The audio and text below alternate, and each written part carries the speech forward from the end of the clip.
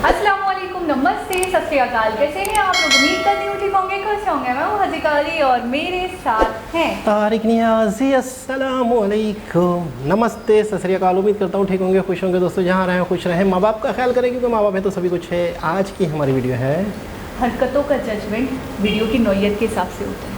ठीक हो गया, मैंने अभी वीडियो मुझे नहीं पता इन्होंने कौन सी निकाली हुई है, देखते हैं।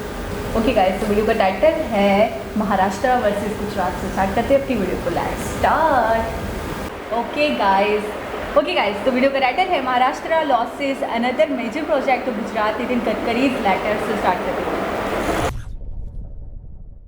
नमस्कार and welcome you world affairs. मैं हूं प्रशांत धवन। नाउ रिसेंटली एक और बहुत ही बड़ा प्रोजेक्ट महाराष्ट्र के हाथ से निकल के चला गया गुजरात के पास। और आप पिछले 3 महीनों में देखोगे ना, तो महाराष्ट्र बहुत सारे प्रोजेक्ट्स खो चुका है गुजरात को। वैसे मैं आपको बता दूं, महाराष्ट्र और गुजरात भारत की 2 बहुत ही इंपॉर्टेंट स्टेट्स है इकोनॉमी के हिसाब से। स्टेट जीडीपी की आप अगर लिस्ट देखोगे तो टॉप 5 की लिस्ट में आपको मिलेंगे दोनों महाराष्ट्र और गुजरात। हालांकि पॉपुलेशन में थोड़ा सा डिफरेंस है। महाराष्ट्र की आबादी जहां पे आपको मिलेगी 11 करोड़ 30-40 लाख के आसपास, वहां पर गुजरात की आबादी है 6 करोड़ 30 लाख के आसपास। तो ऐसे आप समझ सकते हैं कि दोनों स्टेट्स को चाहिए नौकरियां, जॉब्स, इन्वेस्टमेंट चाहिए, ताकि जो ये बड़ी आबादियां हैं इनसे ये ग्रोथ निकाल पाए। अभी रिसेंटली क्या हुआ है, पिछले 3 महीनों में महाराष्ट्र ने 2,25,000 करोड़ रुपीस के जो प्रोजेक्ट्स हैं ये गवा दिए। और ये सारे जो प्रोजेक्ट्स हैं या तो चले गए जी गुजरात में या फिर किसी और स्टेट में चले गए। यहाँ पर आप देख पाओगे, ये लिस्ट है।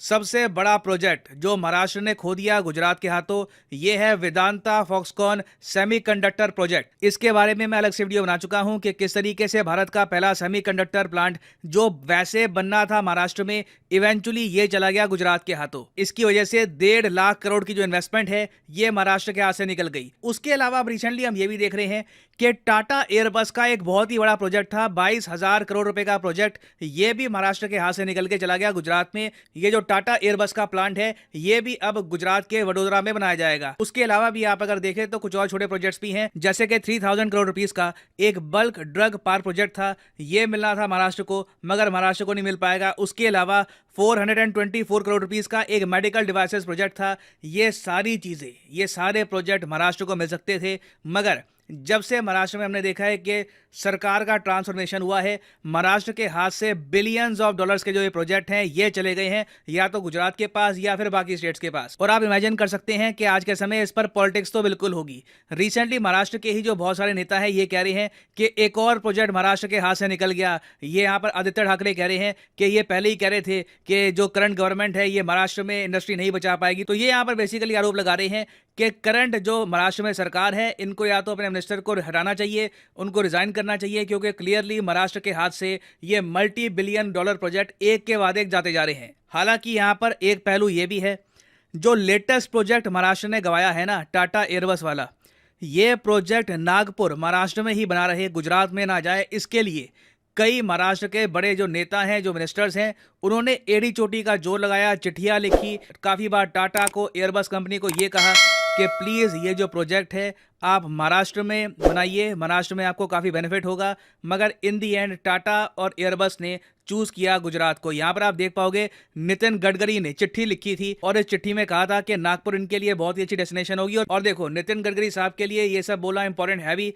क्योंकि कल को जब महाराष्ट्र में इलेक्शन होंगे तो इनको महाराष्ट्र के जो वोटर्स हैं उनके सामने जाना पड़ेगा, समझाना पड़ेगा उनको कि देखिए क्यों मैं ये जो प्रोजेक्ट्स हैं ये महाराष्ट्र के पास नहीं ला पाया, बाकी स्टेट्स के पास ये क्यों चले गए। तो इसलिए अपनी तरफ से कोशिश कर रहे हैं कि ये प्रोजेक्ट महाराष्ट्र में ही बने रहे। मगर क्लियरली नितिन गडकरी जी की जो कोशिशें हैं ये भी फेल हो गई। और जो ये टाटा एयरबस की डील है ना, इसके बारे में जान लो ये है क्या और इसकी सिग्निफिकेंस क्या है। देखिए, भारतीय वायुसेना को ना ट्रांसपोर्ट विमान चाहिए, और भारतीय वायुसेना ने यह सोचा कि हम बहुत सारे टोटल 56 C295 एयरक्राफ्ट हम परचेज करेंगे, या तो डायरेक्टली या फिर इंडिया में मैन्युफैक्चर करने के बाद। ये आपके सामने है वैसे C295 एयरक्राफ्ट। ये एक फाइटर एयरक्राफ्ट नहीं है, ये एयरक्राफ्ट कोई मिसाइल वगैरह नहीं मारता, ये आप देख सकते हैं ट्रांसपोर्ट के लिए यूज किया जाता है। तो भारतीय वायुसेना को चाहिए थे टोटल 56।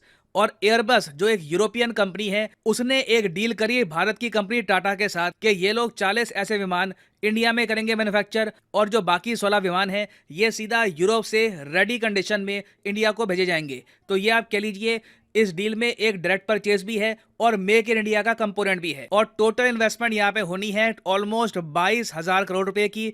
हजारों नौकरियां यहाँ पर बननी है और उसके अलावा देखिए खास बात ये भी है कि ये सिर्फ एक इंडस्ट्रियल प्रोजेक्ट नहीं है, ये एक मिलिट्री इंडस्ट्रियल प्रोजेक्ट है। यहाँ पर सिंस मिलिट्री का एंगल शामिल है, डिफेंस का एंगल शामिल है, तो क्या होगा इससे अब गुजरात में ना एक इकोसिस्टम क्रिएट हो जाएगा, क्योंकि ये पहली बार होगा भारत के इतिहास में जब प्राइवेट कंपनीज भारत में एक मिलिट्री का ट्रांसपोर्ट एयरक्राफ्ट करेगी मैन्युफैक्चर। ऐतिहासिक है अपने आप में। तो इसकी वजह से क्या होगा इन द फ्यूचर के गुजरात में बहुत सारी स्टार्टअप्स, बहुत सारी कंपनीज और ओपन होंगी जो बहुत सारी सर्विसेज, कंपोनेंट्स ये सब सप्लाई करेंगी एयरबस और टाटा को। तो गुजरात को बहुत ज्यादा बेनिफिट होगा इस पर्टिकुलर प्रोजेक्ट से। और इसलिए आपने देखा होगा ग्लोबल मीडिया ने भी इस टॉपिक को प्रॉपरली कवर किया है कि गुजरात में टाटा बनाएगा मिलिट्री एयरक्राफ्ट एयरबस के साथ। एयरबस यूरोप की बहुत बड़ी कंपनी है, तो ये लोग इंडिया में मैन्युफैक्चर कर रहे हैं एयरप्लेन।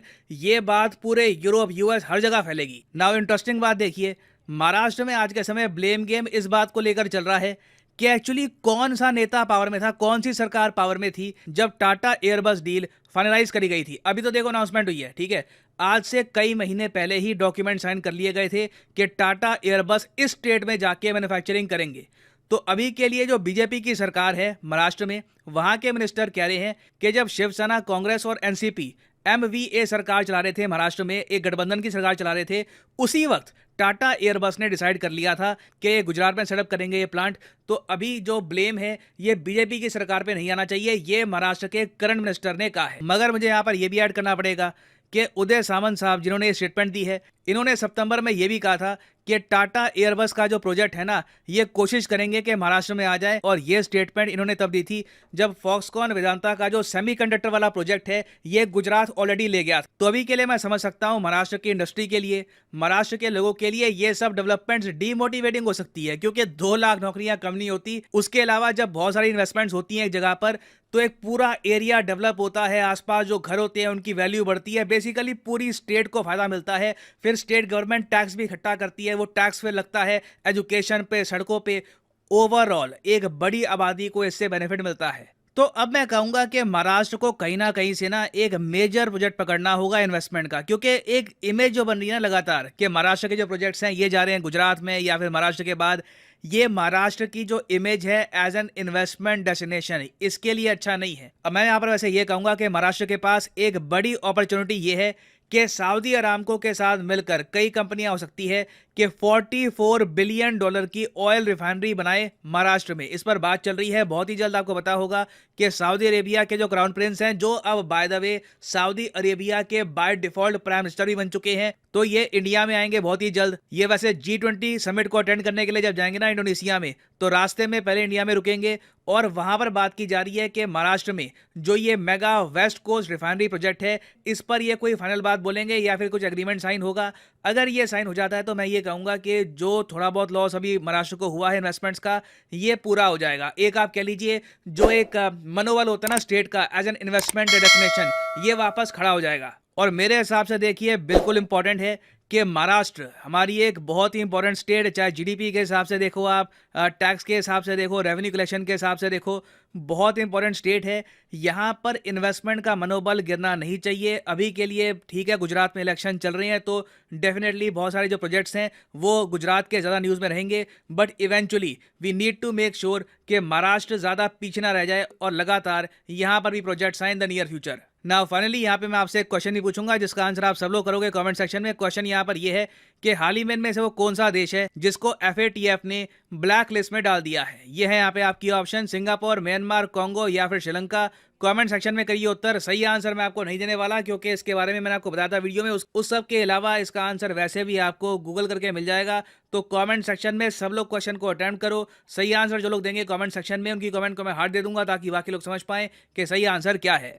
और फाइनली यहाँ पर मैं ये भी ऐड कर दूं कि आप किसी भी एग्जाम की तैयारी कर रहे हैं, चाहे UPSC, SSC, bank, any examination, comment section में जाइए, यहाँ पे आपको मिलेंगे links. For example let's say आप प्रिपेयर कर रहे हैं फॉर SSC एग्जामिनेशन, तो SSC के लिंक पर यहाँ पे आपको करना है क्लिक और यहाँ पे आप परचेज कर पाओगे SSC के एग्जाम का कोर्स। सिंपली यहाँ पे आपको क्लिक करना है प्लस पे और फिर जो ये सारे कोर्सेज आपके सामने आ जाएंगे। जो प्राइसेस यहाँ पर लिखी है ना, ये पे करने की जरूरत नहीं है। फॉर एग्जांपल यहाँ पर लिखा है ना कि 24 महीने का जो कोर्स है ये आपको पड़ेगा 337 रुपीज़ पर मंथ का। ये प्राइस पे मत कर देना, सिंपली यहाँ पे कोड यूज़ करो PD10 और प्राइसेस अपने आप गिरना स्टार्ट हो जाएंगे। You will be able to save a lot of money, so use the promo code PD10 and save money. So इसी नोट के साथ ये है वीडियो का अंत। Thank you for listening and as always God bless you all. जी जनाब, क्या कहना चाहेंगे आप?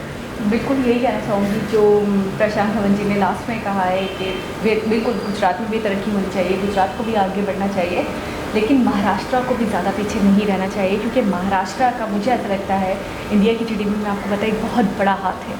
और अगर इस तरीके से ही प्रोजेक्ट्स चुनते रहेंगे, महाराष्ट्र के हाथ से जाते रहेंगे डिफरेंट स्टेट्स में, तो फिर ये लोग पीछे आना शुरू हो जाएंगे।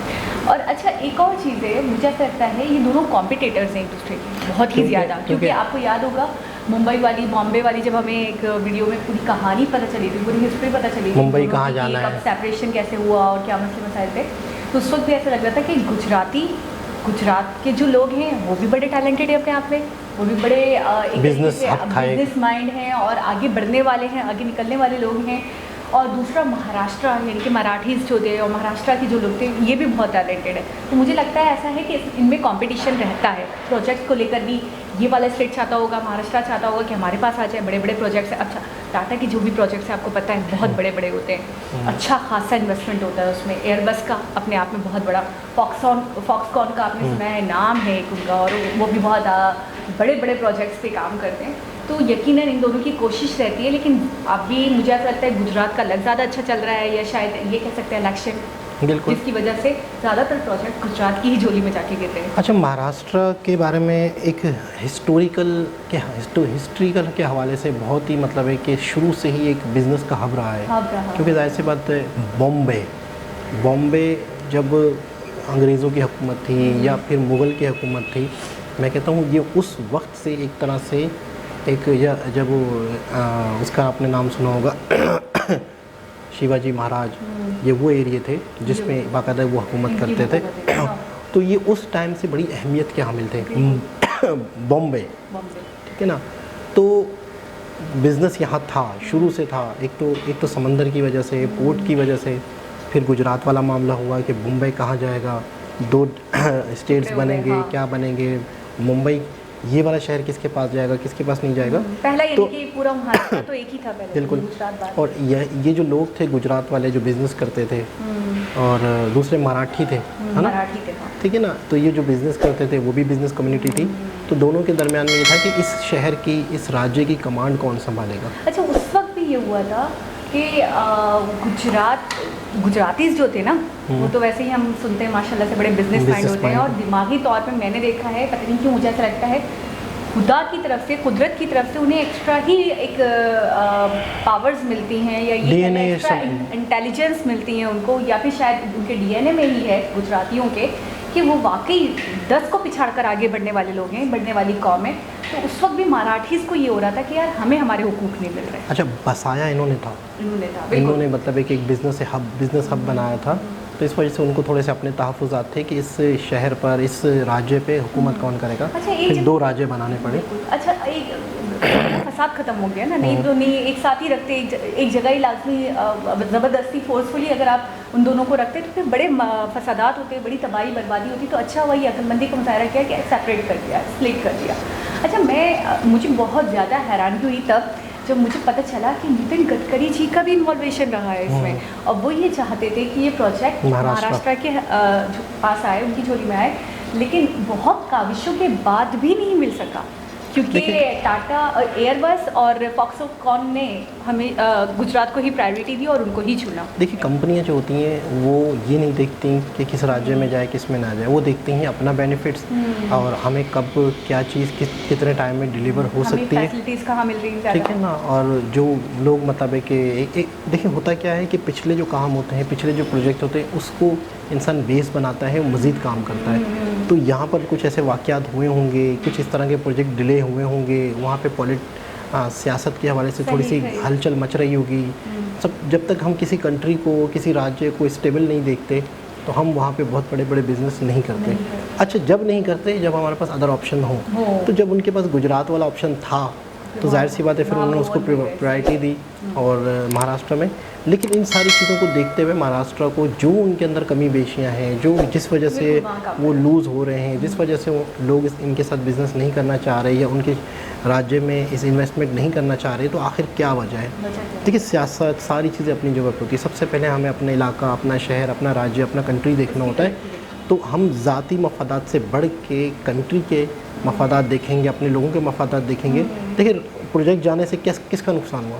सबसे ज़्यादा आवाम का, क्योंकि जॉब्स थी, ठीक है ना, ठीक है ना। तो जब हम पहली प्रायोरिटी, फर्स्ट प्रायोरिटी आवाम, अपना राज्य, अपने लोगों को देंगे, तो फिर हमें अपने जो मफादात है वो छोटे दिखेंगे, वो हम डिलीट कर देंगे अपनी ज़िंदगी से। मुझे ऐसा लगता है कि गुजरात की पॉपुलेशन और मुंबई की पॉपुलेशन 19-20 होगी। जैसे अगर 10 करोड़ 11 करोड़ इनकी है तो इनकी भी 8-9 करोड़ तो होगी। मुंबई की 6 और वो 11। और वो जो सारी फ़र्क है वो ख़ास एक शहर की वजह से होगा, मुंबई की वजह से। सही कह रहे हैं आप। सिर्फ एक शहर ही, एक ही पॉपुलेटेड था ना। मैं कहता हूँ महाराष्ट्र की जितनी पॉपुलेशन है उस पर तकरीबन 30-35% में जो अपने अंदाज मुंबई की होगी। सही कह रहे हैं आप। तो एक इन्फॉर्मेटिव लेटेस्ट वीडियो थी। दोबारा किसी और वीडियो से आपसे मुलाकात होगी। जब तक के लिए अल्लाह हाफ़िज़।